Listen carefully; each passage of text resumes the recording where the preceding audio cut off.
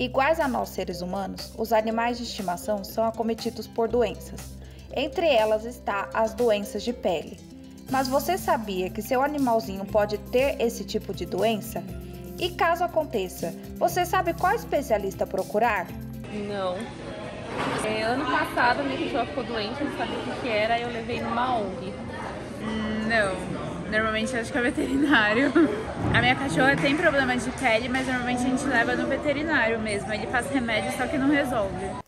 Olá pessoal, eu sou o Jeffrey Hunter e agora começa mais um Depois da Aula. E hoje teremos a ilustre presença de uma professora maravilhosa, formada em dermatologia veterinária. Eu trago comigo a professora Ana Balda. Tudo bom, Ana? Tudo jóia, você. É um prazer estar aqui, viu, pessoal? Muito obrigada aí pelo convite.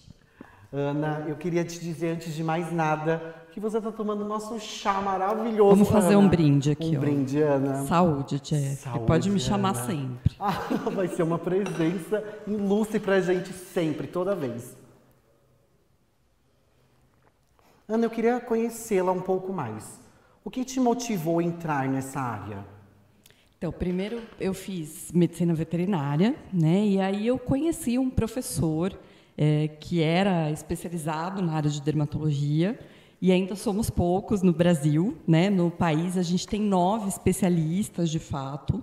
Então é uma coisa um pouco nova, porque diferente da medicina, que já tem as especialidades há bastante tempo, né? Isso é uma coisa relativamente recente para nós. Então a gente começa a ver que é muita coisa para saber, né?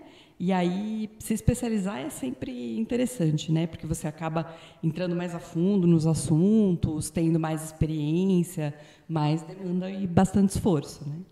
Professora, eu acredito que muitos veterinários não se especializam nessa área. Você consegue me dizer o porquê? Ela é mais difícil, ela é complicada de se traçar? É muito comum os veterinários serem clínicos gerais, inclusive fazerem cirurgias, né? Então, a primeira escolha que a gente faz dentro da carreira é dentro da espécie. Se você quer trabalhar com boi, cavalo, cão e gato, né? Geralmente são as áreas mais conhecidas. A gente tem a área de silvestres também, que é bastante comum, né, hoje em dia. Mas, assim, a dermato, dentro da clínica de cães e gatos, é uma especialidade muito comum. Para você ter uma ideia, em alguns hospitais, em alguns serviços, corresponde a 70% dos casos. Então, é extremamente frequente, né? Sim. E eu acho que a demanda veio justamente daí, por a gente ter muita casuística, né? Muitos animaizinhos que têm aí manifestações clínicas relacionadas à pele, e, por isso, vieram as especialidades. E, professora, você consegue me listar, ou pelo menos me citar alguns exemplos das queixas as principais queixas que você recebe, essas queixas clínicas? Dentro da dermatologia, a gente tem, assim, número 1, coceira, a gente chama de prurido, né? É o termo técnico, mas os animais que se coçam, porque hoje em dia as pessoas alérgicas também a gente enxerga dessa forma, né? A medicina enxerga. É muito comparável à dor, é um desconforto que é muito ruim para o animal. Então, em primeiro lugar, certamente, são os animais que se coçam, né? E dentro das lesões, as falhas de pelo também são bastante frequentes. Essas são as mais visíveis, né? Exatamente, é o que mais... incomoda também o tutor, né? Muitas vezes ele acorda à noite vendo o cão se coçar, então acho que isso tem a ver também com a frequência, né? Por ser mais comum. Ana, quais são as dicas básicas que você nos pode passar para evitar esses tipos de problemas, né, com os nossos petzinhos? Então, o primeiro ponto, que é super importante, é mantê-los sempre protegidos contra pulga e carrapato. Porque esses parasitas, além de causar extremo desconforto, eles transmitem doenças, né? Então, é super importante escolher um produto. A gente tem vários no mercado que são excelentes. E aí fazer da forma como o fabricante indica, né? Em termos de frequência, a forma de administrar, às vezes procurar um veterinário para fazer isso também. fornecer uma boa alimentação, porque a nutrição ela tem muito a ver com a qualidade do pelo, da pele, e assim ficar atento a qualquer dessas alterações que a gente comentou, né, como coceira, falha de pelo, e já procurar um médico veterinário no início. O que a gente percebe muito é que as raças têm doenças genéticas, né? Então, hoje a gente tem bastante Shih Tzu, Lhasa, Labrador, Golden, e são raças que, junto com as características lindas, né, que eles têm de aparência, surgem as doenças também, a parte ruim, né? Então, a gente já sabe que algumas raças são predispostas. Professora, complementando essa pergunta, os animais de estimação, ou não precisa nem ser de estimação, eles também sofrem impactos emocionais? Sim, e tem inclusive alguns impactos que têm a ver com a pele, né? Sim. A gente tem, eles são animais, a gente diz que eles são sencientes, então eles sentem estresse, eles têm todo esse impacto, assim como o ser humano, né? E, por exemplo, alguns cães começam a se lamber por problemas comportamentais. Gatos também, né? E outras espécies, a mesma coisa. Professora, é muito comum, eu tenho diversas amigas, porque eu não tenho meu animalzinho, professora. Aí você precisa pegar, vou te dar um de presente. Ai, professora, eu aceito, hein?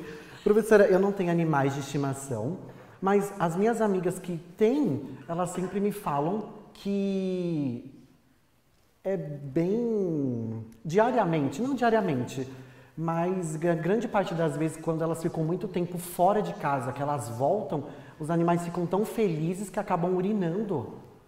Isso refere-se a esse comportamento emocional que você está dizendo. Eles sentem, né, essa ausência do tutor e, assim, o que a gente indica normalmente é que você não crie uma situação de estresse nem quando você vai embora, nem quando você chega. É mais ou menos como criança, né? Você não pode gerar essa ansiedade. Lidar com esse momento como se fosse uma coisa normal. Professora, e nós fomos às ruas e percebemos que as pessoas elas sentem muita dificuldade em encontrar postos de atendimento para tratar sobre problemas relacionados à pele do cachorro. Você tem algum a indicar? Você sabe me dizer se apenas levando a um veterinário ele consegue fazer a certa indicação? Eu tenho um local excelente para indicar, que é o Hospital Veterinário da FMU, tá?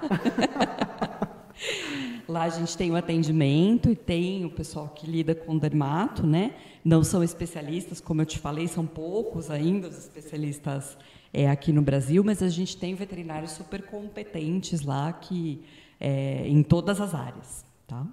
Professora, por que é tão difícil encontrar especialistas dermatológicos? É porque a gente está um pouquinho atrás em termos de tempo da medicina. Então, até os critérios de especialista ainda estão no comecinho para ser estabelecidos, né? Então, o conselho ainda está dizendo o que vai emitir esse título. A gente tem, lógico, uma prova teórica, tem algumas especialidades que fazem prova prática, você tem que demonstrar um tempo de experiência dentro daquela especialidade, com atendimento de um número X de casos, né?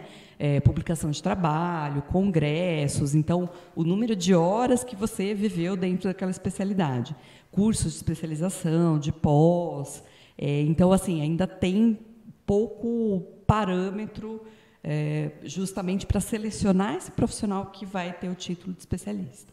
Então, não necessariamente, se eu levar meu pet a um veterinário, vai ter lá um especialista que pode tratar a fundo sobre aquele problema do meu pet. Então, a gente fala que tem os dermatologistas, né, que são esses que receberam título pelo conselho, que é o meu caso, felizmente. Aí eu tive esse professor que me conduziu dentro da especialidade, o caso do meu professor também, né? E a gente tem aí 9 dermatologistas por enquanto. Mas tem muita gente que está estudando, está fazendo curso de especialização, tem muita experiência na área e é capaz de tratar um caso dermatológico. Então, só para o pessoal não ter ideia de que é só o dermatologista, né?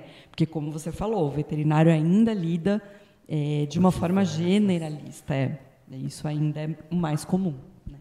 Sim, eu acredito que por falta desses especialistas, muitas vezes as pessoas levam o seu pet ao veterinário e da mesma forma não é tratado como deveria ser. E isso pode gerar impactos, né? Porque assim como a pele, é claro que nós não estamos falando do mesmo tecido, mas assim como a pele, existe de você não fazer o devido tratamento acontecer uma piora, certo, professora?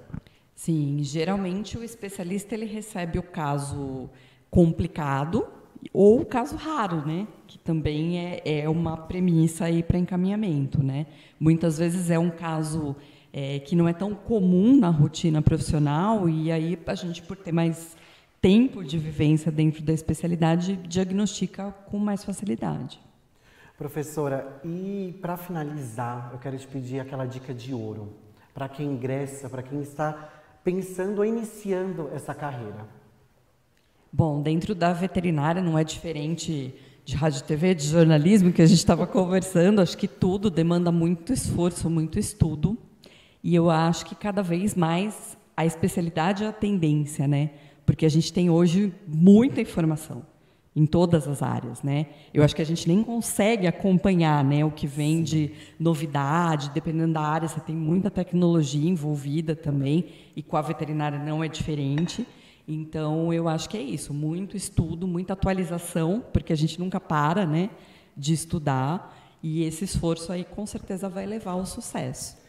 Todas as profissões, né, Ana, estão sempre em constante evolução, inovação. Isso é muito legal, né? Porque não deixa a pessoa ficar estagnada naquele termo, não deixa a pessoa ficar estagnada somente em um conceito. Você não cai na rotina, né? Exatamente. Você tem sempre que estar buscando, como você falou, você usou a palavra que serve para todo mundo, inovação, né? Seja tecnológica, ou de conhecimento, ou um tratamento que vem novo, né? E a gente tem que estar sempre atualizado. Exatamente. Ana, mais uma vez, muito obrigado pela sua presença. Você é uma pessoa, uma professora incrível. Foi um prazer. Prazer foi todo meu. Obrigada, viu, pessoal? E é isso aí, pessoal. Nós ficamos por aqui. Foi um prazer. Espero todos vocês nos seguindo lá nas redes sociais, hein? @depois da aula. Até o próximo programa. Espero vocês, hein? Tchau, tchau.